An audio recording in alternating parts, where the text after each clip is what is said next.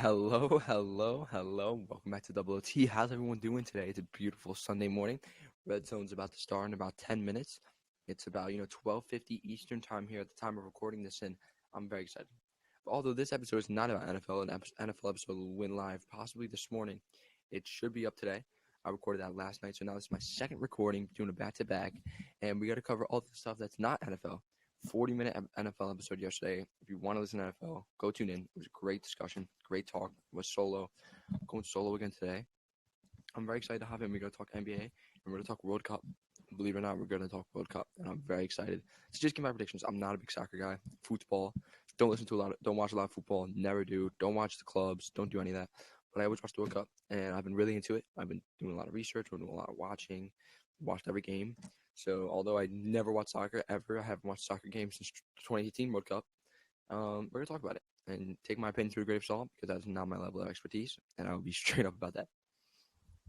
But I'm ready to get into it, man. I am ready to get into it, and I can't wait to get John on. Can't wait to get John back on. I've been watching a lot of shout out New Heights, shout out Travis Kelsey and Jason Kelsey's podcast. I've been listening to them nonstop, and I can't wait to get John back in the booth because that new energy that I'm getting from those guys, I can't wait to bring it onto our podcast and really deliver it. So I can't wait to get John back on. Bring that little group energy. It's hard to bring all the energy and excitement when I'm by myself. I have no one to argue with. I have no one to debate with. Once we get the boys back on, it's gonna be great. But I'm ready to just talk NBA. And the NBA season, we're about 20 games into the season. We're seeing what teams are about, and 20 plus games, I'd say, and maybe around the 25 mark. And we're at like that approaching not mid-season, but we're getting there. We're about a third of the season in, and there's a lot of surprises and a lot of things that honestly don't shock me, and there's a lot to talk about. So, we're looking at the NBA right now. We're looking at the standings. I mean, the team that jumps off the board is the Boston Celtics. And we're going to talk about the Boston Celtics first. We're 18-5 and currently have the best record in the entire NBA. And also, when I'm doing my top 5 teams rankings, I have the Celtics at number 1 right now. The Celtics, everyone thought the Udoka firing / suspension / leaving would have, been the issue, would have held them back and pushed the Bucks, the best team in the East. The Bucks are number 2, and I still think the Bucks are the better team, and I would take the Bucks to beat the Celtics. I mean, the Celtics are just phenomenal. Brogdon has fit seamlessly into the roster. Tatum is the number 1 favorite for MVP. I mean, it begins and ends with him. He's a superstar in this league. We all knew it, and I mean, he's silencing all the haters he got from the last finals. He's the number 1 front runner for MVP, and I'm talking about my top 3 MVP candidates have been number 1 as well. He's the best player on the best team, having a phenomenal season. Jaylen Brown is a legitimate number 2, probably a top 15, 20 player in the league. You can win a championship with Jaylen Brown as your number 2 guy. And now you got Brogdon, who fits seamlessly at that point guard role. You got the guy that's the reigning defensive player of the year, Marcus Smart. And Robert Williams was dealing with injury early on. You just gave Al Horford an extension. Al Horford's just a staple piece of that team. And then all the other role players like Grant Williams and Dark White. I mean, the Celtics are not going anywhere. They made it to the playoffs last year. They made it to the finals last year. Went 6 games with the Golden State Warriors dynasty, and they're a better team this year. This is the year of the Celtics. Believe it or not, it's going to be. I can't wait to watch them play Milwaukee in the playoffs, and I'm very confident that's going to be the Eastern Conference Finals. Very confident, right already. So I have them as number 1. I have Milwaukee as number 2 as the 2 best teams in the league right now. Milwaukee's right behind them. I mean, if you're looking at the rankings, the Celtics are a couple games up. Milwaukee just took a loss, and we'll talk about that. They are 16-6, so Boston's 18-5. They're right behind them. Milwaukee started off like 10-0 or something ridiculous to start the season, and they've kind of cooled down. And also they were like 10-0 without Middleton. Now they get Middleton back into the mix. He's back on the court. He's got to get back into it, and now you got Middleton back. Now you got your whole squad back, and Giannis is. I have him as number 3 in the race for MVP, and he's another guy that can win it every year with the way he plays. He's just, he's Giannis. He's playing phenomenal. He's just so dominant, and he just plays hard every game. And Giannis, in that Bucks team, they're not going anywhere. I could really see them playing the Boston Celtics in the Eastern Conference Finals, beating them in 5. And it wouldn't surprise me. And I could see the Celtics beating the Bucks in 5, and it wouldn't surprise me. Those are the 2 juggernauts in the NBA right now. And right behind them is Cleveland. I actually have Cleveland as an honorable mention for my top 5 teams. The next 3 teams are all in the West, but Cleveland's the number 3 seed. And the Hawks are the 4 seed. I have them both on my honorable mentions.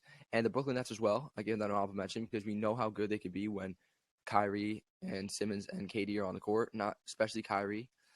So they're heating up now. They're the 6th seed. So, it's good to see them for the Nets because there was a point where KD called out the team and it seemed like everything was going downhill. But the Nets are heating up. They're bouncing back. Same thing with the Sixers. But Sixers as well with Harden out. But honorable mention to the Cleveland Cavaliers. I talked how highly I was about them in the beginning of the season. When we were just a couple games in, and they've maintained that pace of 15-8, the 3 seed. They're game out from the Bucks, and Donovan Mitchell is playing at a very high level. Darius Garland's playing at a very high level. They're a very strong defensive team, and they've beat the Celtics as well. They're a team they beat the Celtics in overtime. Big plays from Donovan Mitchell. They're one of those teams that can compete with any team in the East. I don't think they're there yet. They're very young, but they're very talented. And at 3, I still have the Clippers. And I mean, if you're looking at the standings, Clippers wouldn't, be a team that you'd put at the 3rd best team in the NBA. They're currently the 7th seed in the West, but I'm very confident that the Clippers. I expressed how I thought the Clippers were the best team in the NBA in the beginning of the season. I said they're my pick to win the MVP, but it's just the reason that they not the MVP, win the championship, but the reason that they are where they are in the standings is just injury again. Paul George has been dealing with injuries now. At this point in the season, Kawhi has not played at all. So, I mean, that's kind of what's holding them back. It's just those 2 guys. They're hurt. Norman Powell's been a little dinged up. Paul George is out right now with a hamstring injury, but he looks to be back on the court soon. And Kawhi is still out now with an ankle injury against the Kings. And, I mean, Luke Kennard is out as well. So they're dealing with serious injuries. That's mainly, Powell and Luke Kennard, those are replaceable. But Kawhi and Paul George aren't playing. They're 13-11. And, I mean, with how tight the West is, they're the 7th seed at 13-11. But the number 1 seed is the Phoenix at 15-7. They're 2 games out from the number 1 seed and the 7th seed. So the West is just so tight. So they're the 7th seed, but once they get their guys back, they can easily regain that position and you'll get to the top of the standings. And I mean, when you're 13-11 without those guys, it's really impressive. So moving forward with my number 4 team, I got the Denver Nuggets. Denver Nuggets are number 2 on the standings. They're 14-8. Jokic is right there. I'd say he's probably number 4 on the MVP race right now. He's the back-to-back MVP. He's playing phenomenal. Jamal Murray's back. Michael Porter's back. We knew how good that team was going to be. I had them, I think, number 3 on my predictions for the West going into the season. We know how good they are when everyone's on the court, and it's going to continue to be like that for them, especially with Jokic at the helm. The Nuggets are just a very strong team that I can confidently put them at number 5. We know what the Nuggets are. At number 5, I have the Golden State Warriors. Yeah, is it crazy to say the Nuggets are better than the Warriors right now? Probably. I think the Warriors are probably still the better team, but I watched the Warriors-Bulls game the other night, and the Warriors, they're still there. Jordan Poole, a little inconsistent, Jordan Poole. One game, he just looks so tough. He scores 40. The next game, he scores 6. So he's a little inconsistent. Yeah, but a guy like that off the bench is extremely important. And, the young guys are disappointing, I'd say. I mean, Wiseman, not always on the court. He hasn't shown much. Same thing with Kuminga and Moody. But, that's you don't even need those guys. You got your starting lineup: Steph, Clay, Draymond, Wiggins, Looney. And that's still the team that won the championship last year. And I'm looking at the Warriors this team, once they start clicking and they went through a cold streak, this team could still be any team in the West. They could still be any team in the league. So I just confidently put the Warriors at 5. And I talked about my honorable mentions being the Hawks, Cavs, Suns, and the Pelicans as well. Pelicans was right high on them going into the season. And they are 14-8, right there with the Nuggets. They're impressing. McCollum's impressing. Brandon Ingram, we know what he is. Zion, Herb Jones. I mean, the Pelicans are probably one of the deepest teams in the West, and they have a stacked starting lineup: McCollum, Ingram, Zion, Valanciunas, Herb Jones. He also got Alvarado. Very talented team over there in the West. Very talented team over there in New Orleans. And the Pelicans, honorable mention. They deserve to have their voice known. Team that's disappointing is Dallas. I want to talk about Dallas. They're only 11. They're 11-11. They're right at 500. They're currently the 10 seed. Luka's, I have at number 2 on my MVP race right now. He's playing out of his mind, but his team is just disappointing. We also saw the clip where Maxi Kleber missed a wide open dunk, that rolled around the rim, and he just was so pissed. That is the issue over there in Dallas right now. They just can't get the job done. They're not winning games, and I think Luka's getting frustrated. But continuing on with the MVP race, I said Tatum 1, Luka 2, Giannis 3. I'd probably have Jokic at 4, and the guy I'd want to put at 5 is Anthony Day-to-Day Davis. Anthony Davis is playing out of his mind recently, and I actually want to pull up some numbers here. AD in his last 8 games, he's gone for 37 and 18, 38 and 16 with 4 blocks, 30 and 18 with 3 steals, 37 and 21 with 5 blocks, 25 and 15 with 3 blocks, calm game, 25 and 13 with 4 blocks, 27, 12, and 3 blocks, and then 44 and 10 with 3 blocks and a win over the Milwaukee Bucks, where he outplayed Giannis. Him and Giannis duel. I don't know if you guys watched that game. I watched that game. Great game. It was literally an AD versus Giannis duel. It felt like 2020. And AD played better, outplayed Giannis, and the Lakers get the win. LeBron also went for a calm 31. But Anthony Davis, now that he's on the court, I said it early in the season, he's looked great. He's looked strong. He's looked dominant. He's dominating in the paint like he used to. He's hitting those mid-range shots that he always used to hit. I love what I'm seeing from AD. And the Lakers kind of have a rekindled spark here. They have a game tonight against Washington. That's kind of going to be, what we see from them. They had that tough, loss on the Pacers buzzer beater, but now they're 9-12.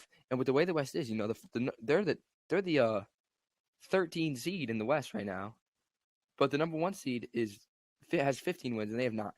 So the West is so close. Yeah, they're the 13th seed, but the 8th seed also has 14 wins. So it's so close. So I think that the Lakers, can jump, and if they can heat up, they're proving that they're not a bad team. With the way that if they play the way they play against the Bucks, if that's how they continue to play, they could compete. Russ played very strong against the Bucks. LeBron played good. It was AD's team, and I think that's how we have the direction they have to go. They have to go in the direction of it being Anthony Davis' team, him being the focal point in the offense, not LeBron. And it's going to work. And I think the Lakers can be competent and be a playoff team if things continue to click. I think that win against the Bucks was a huge win for them in their season. Huge win in Milwaukee. That was a big game for the Lakers. And honestly, it kind of gives me another reason to watch the Lakers. I couldn't even watch them recently, but I'm excited. I'm going to be watching them play Washington tonight. And just wrapping it up, I want to keep this one a little quick. Out of the rookies, can we talk about Bennedict Mathurin? He got Rookie of the Month or something. Bennedict Mathurin is probably my pick to be Rookie of the Year. Paolo Banchero looked like the runaway Rookie of the Year in the beginning of the year, and it kind of just got silenced by Bennedict Mathurin, who's just been playing great. And the Pacers are the number 5 seed in the East. They're a team that's supposed to be tanking. They're a team that's not supposed to be good. And they're the number 5 seed in the East, and he's just been an absolute star. Sorry. And now continuing on with the NBA segment, the Brooklyn Nets are in a tough situation. And I want to talk about the Nets for a second. KD calls out the team, calls out his lineup, calls out the media, right? Classic KD. And Kyrie, obviously, with the whole Nike thing, the whole situation with him, the whole off-the-court media issue. And Ben Simmons as well, just not on the court as usual. But I really have confidence in the Nets that they can turn the season around and be a high-level team. I really do. And if you're looking at their team, they can beat any team with that team they have.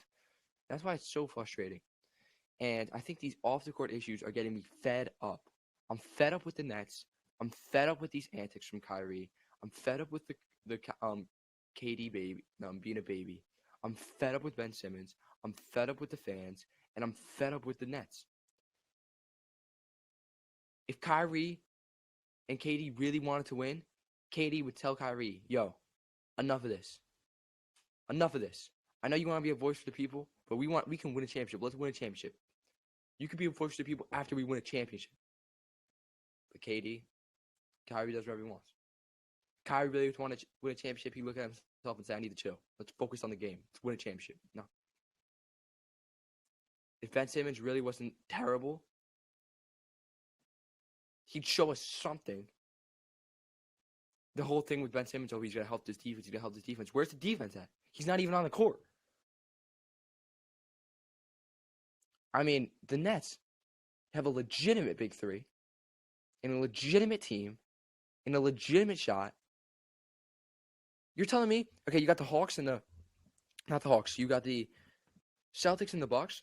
You're telling me 13 Cleveland? You're telling me Brooklyn can't be better than Cleveland? Or Atlanta? Or Indiana?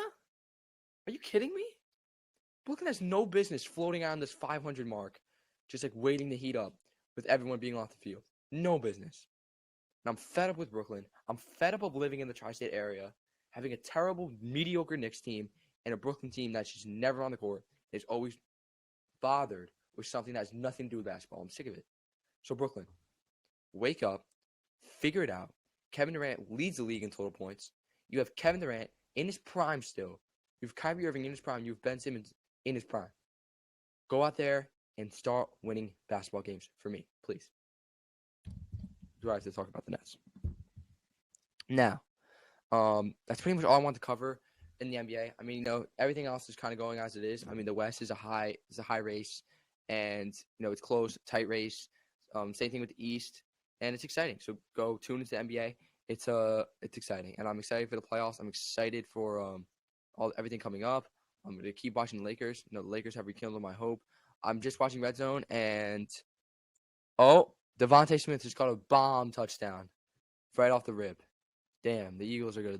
I have a feeling they're gonna wipe the Titans. So yeah, that's what's going on right now in the NBA world. That's my take. And oh man, the Commanders are about to score too. First and goal already on the Giants. Oh no, come on Giants, please. Okay, I just want to give my predictions for the World Cup. I'm not a World Cup guy, but I'm gonna pull up the bracket and I'm gonna give you my predictions for who's gonna win and who I have advancing. So, knockout round bracket. I'm supposed to have this up already. Knockout stage World Cup. So, I think I have a gist of who the best teams are, and I have a gist of who's gonna win, and I have a gist of the World Cup and how everything's working. I was really I had no clue going into the year, but I'm gonna give you my predictions now. Come on, come on, come on, come on.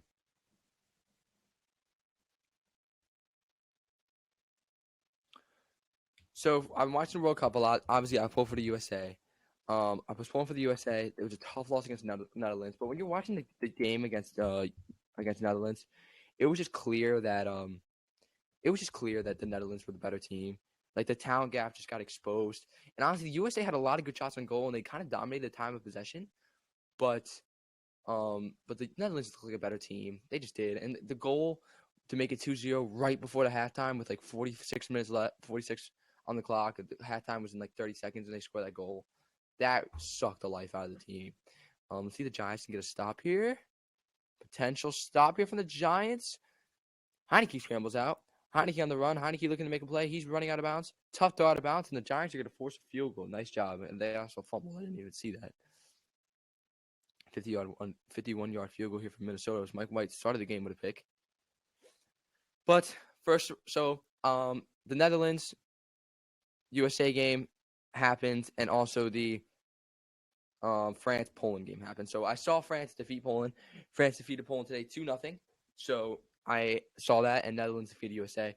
So I'm going to not act like I predicted that. Netherlands beat USA, and France beat Poland. So I'm going to have them advancing.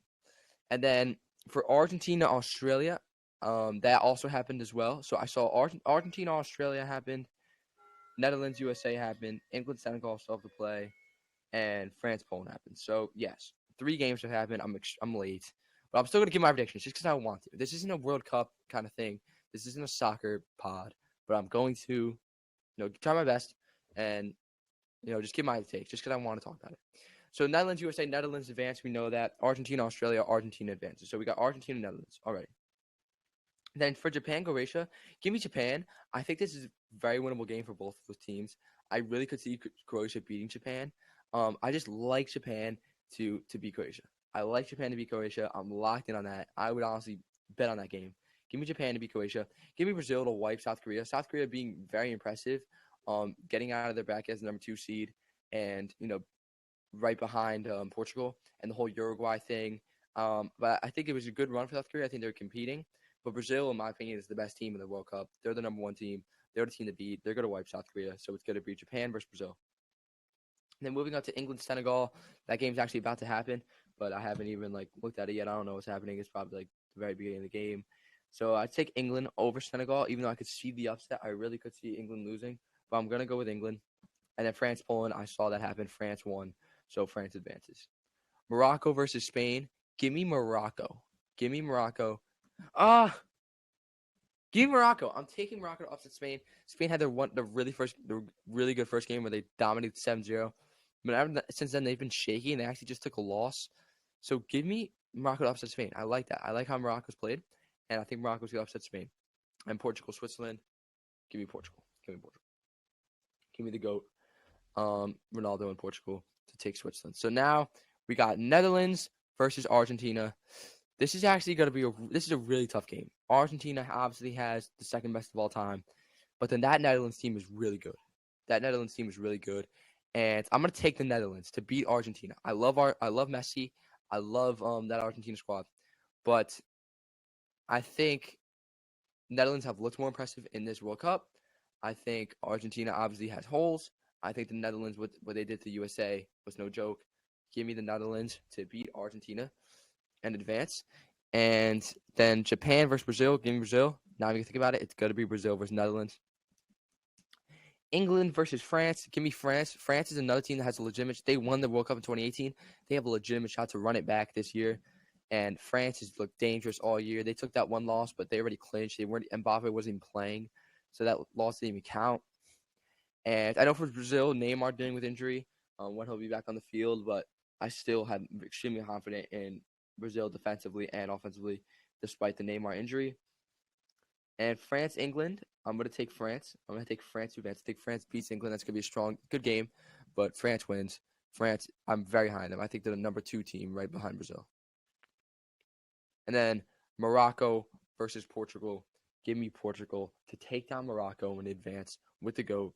Portugal gets an easier matchup than they expected because Morocco instead of Spain, and Morocco takes the L to Portugal. So now we're going to have Netherlands, Brazil, which is a really good game. And I really want to pick the Netherlands because I really think the Netherlands are that kind of team. But no, give me Brazil. Brazil has the 2 best goalies in the world. They have a strong defense. They have studs on the offensive side. They've looked great all World Cup. Give me Brazil to defeat Netherlands and advance the championship. And then when we got France versus Portugal, I want to pick Portugal. I love Portugal, but give me France. France is the better team. They got the better star player. They've looked great offensively. They've been consistently scoring goals. They've been strong defensively. They've dominated group stage, and I think France is going to take care of business. They took care of Poland light.